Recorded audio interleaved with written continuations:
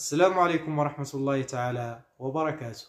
كلمة اليوم هي الطلق، والطلق في اللغة العربية هو المنطلق الغير مقيد، ومعناها في الدارجة المغربية كما كذلك في الدارجة السودانية معناهما متشابه وهو الدين.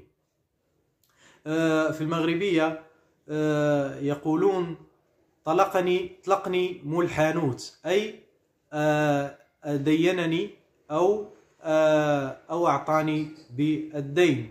وفي الدرجة السودانية أخذت الحاجة دي بالطلق، يعني أخذت هذا الشيء بالدين. شكرا لحسن متابعتكم، وإلى اللقاء في فيديو آخر مع كلمة أخرى.